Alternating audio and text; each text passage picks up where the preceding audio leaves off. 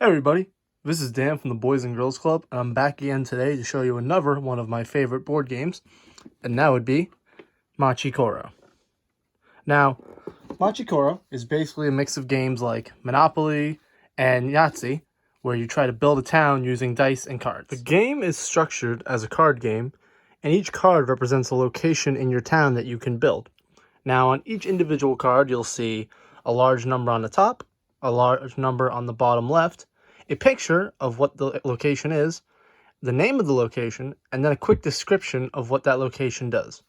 Now, for example, I have here a wheat field. Every player in the game starts with a wheat field. So if we look at this card, the top number on there that's large and easy to see is a 1. That represents that when the player rolls a 1 with the dice, this card can be used. And on the bottom left is the number, a number 1 in a gold circle, which represents how much a card would cost to buy. So the wheat field costs 1 coin. Then, if we look at the description, it says you would get 1 coin from the bank on anyone's turn whenever someone rolls a 1. You can apply this logic to all the other cards in the game as well. Now that you know what the basic of the cards is, it's time to go over how to win.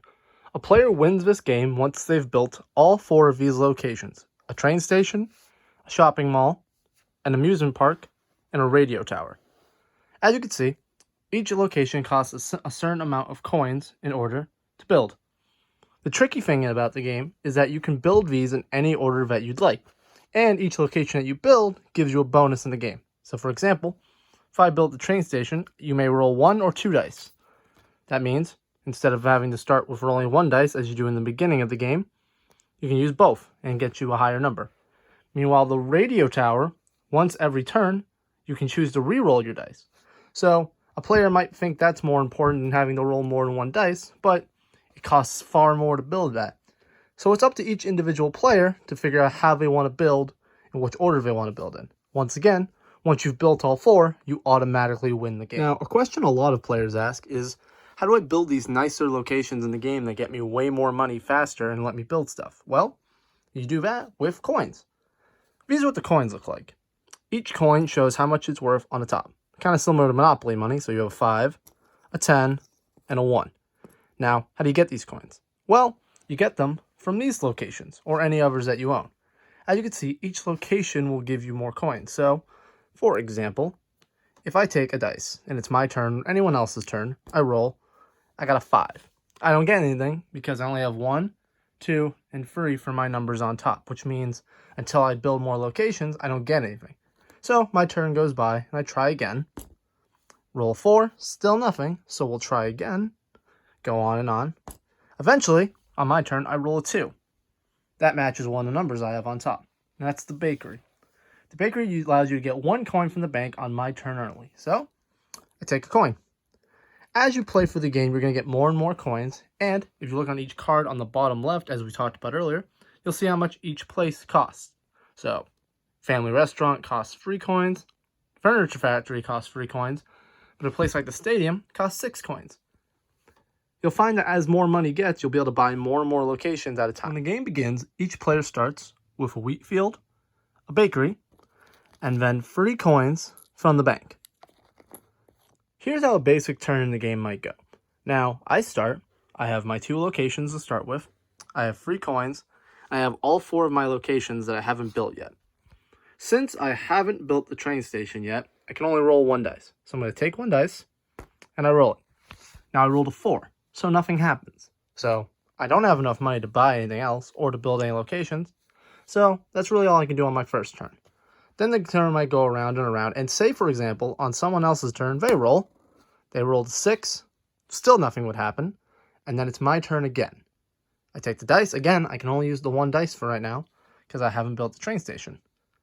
Gonna roll that, a 5, still nothing, roll again, a 3, so I rolled a 3. A 3 is a bakery, you get 1 coin from your bank on your turn only, so then I can collect money from the bank, I take the 1 coin, so now I have 4. At the end of your turn, you are allowed to build, or buy. So for example, I have my train station. It costs 4 coins. I have 4. I'm going to take all 4 of my coins, put them to the bank. I've built my train station. Now, not only has that made me one step closer to winning the game, it now allows me to roll more than one dice. The more dice I roll, the higher numbers I can get. And the higher numbers I can get means when I buy eventually places like this, I can get to those numbers. But for now, it might make sense to only stick with the one until I've built up some more money. An important thing to notice while you're playing the game is that certain cards fall into certain colors. There's 4 different colored cards in the game. That would be blue, green, red, and purple. They're also noted by little symbols next to the name of the location. So that way you can tell green has a piece of bread, blue has a piece of wheat, red has a coffee cup, and purple has a radio tower. So that's how you tell. Now, the colors help realize what type of cards these do. So for example, blue cards let you get money from the bank on anyone's turn whenever a certain number is rolled. Green cards let you get a certain amount of money from the bank whenever it's your turn and the number is rolled. Red cards let you get 2 coins from the player who rolled the dice. So if say for example, my friend rolled a 9, I would get 2 coins from that player as long as I own this location. And then the purple, if I roll the number that's on, I get 2 coins from every player on my turn. So if I roll the 6, I can get 2 coins from everybody. So a quick way of thinking about this is you get money every turn if the number's rolled. You get money on your turn if the number's rolled. You get money from the player if it's their turn and they roll it. And you get money from all players if you roll it. That's the simplest way to think about it. And again, it's up to you to decide how best to build your town, as any of these strategies will work, and it's really up to how the player wants to do it. A couple final notes to think about the game is, for example, in this situation, I have 3 wheat fields. And say I had rolled a 1, or anyone else had rolled a 1. If you have multiple of the same location, you get bonus from each one. You don't only get from the 1. So, normally, if I rolled a 1 or someone else in the game rolled a 1 and I had a wheat field, I'd get 1 coin. But I have 3. So what does that mean? Do I only still get 1? The answer to that is no, you do not. If you have 3 wheat fields and someone rolls a 1, guess what? You're not getting 1 coin from the bank. You are going to be the proud owner of 3 coins from that 1 roll. So, some players like to build a lot of one number that might show up a lot on a dice or on other people's dice, and you just have to get money real fast. So remember that when you're building your locations. Another important fact to remember is in the situation that if you have to pay another player or give them coins and you don't have enough, all you have to do is simply pay them as much as you have, and then until you've paid off the rest of it, anytime you earn money, you simply have to give it to them until you've paid off the amount. So if I owed a player 5 coins and I only had the 3 right here, I would give them all 3, and say next turn I rolled and got 2 more coins, I would then give them those 2. And then from then on, I wouldn't owe them anything else because then I've paid off my 5. With that out of the way, I'm going to show you what a later on version of a turn might look like in this. So here we are with my setup for later on in the game. As you can see, I have 3 wheat fields, a bakery, a cafe, and a furniture factory. And I've also built 2 out of my 4 locations, and I have a decent amount of money.